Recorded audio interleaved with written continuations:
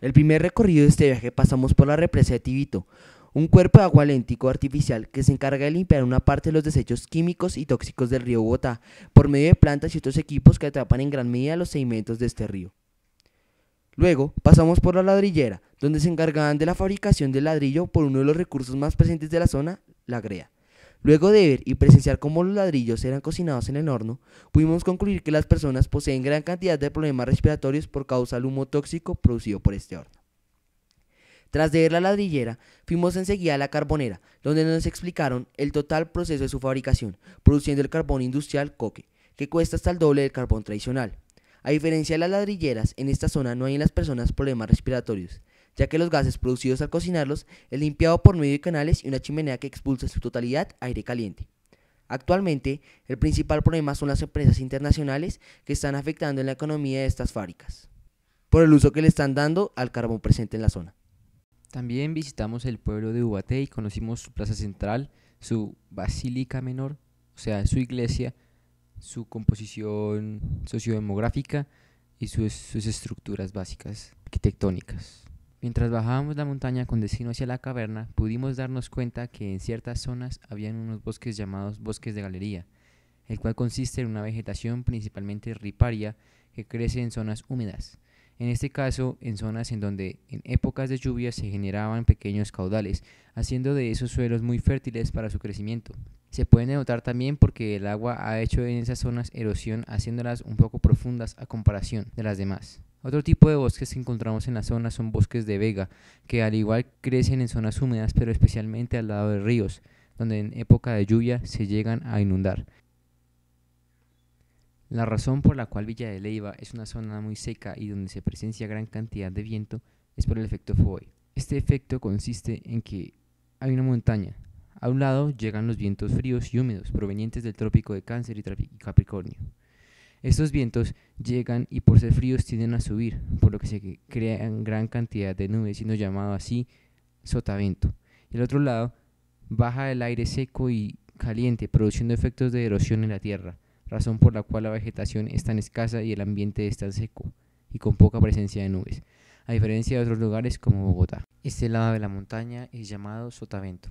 Recorrido a Iguaque. Una de las más grandes experiencias fue el recorrido a Iguaque. Todo empezó con una caminata de 3 kilómetros hacia la entrada del santuario. En ese recorrido pudimos observar la gran diversidad de vegetación que hay en el lugar. Principalmente eran robles, pues esa zona es llamada el Robledal. El resto de la vegetación era abundante y alta.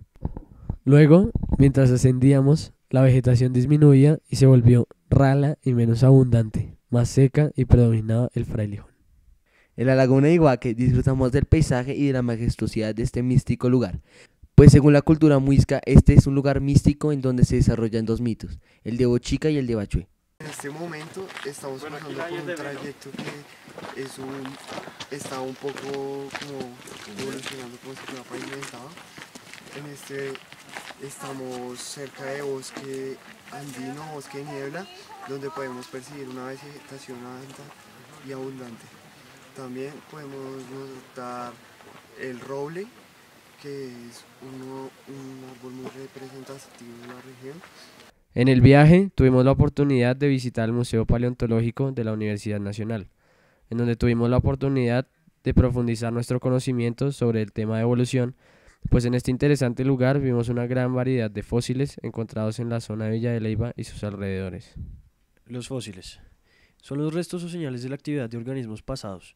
Dichos restos, conservados en las rocas sedimentarias, pueden haber sufrido transformaciones en su composición por diagénesis o deformaciones por metamorfismo dinámico, más o menos intensas.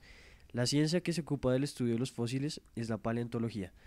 Dentro de la paleontología, la paleobiología se ocupa de los organismos del pasado que dieron lugar a los fósiles, la biocronología de cuándo vinieron dichos organismos y la tafonomía de los procesos de fosilización.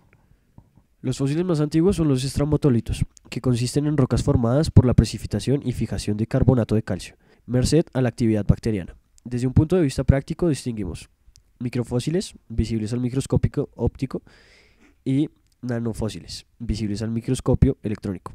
También tenemos los macrofósiles o megafósiles, también llamados, que son aquellos que vemos a simple vista.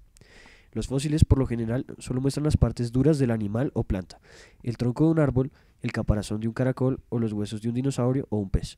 Algunos fósiles son más completos. Si una planta o animal queda enterrado en un tipo especial de lodo que no contenga oxígeno, algunas de las partes blandas también pueden llegar a conservarse como fósiles. La mayoría de los fósiles que vimos son la marca del caparazón de un calamar antiguo y de otras especies vegetales.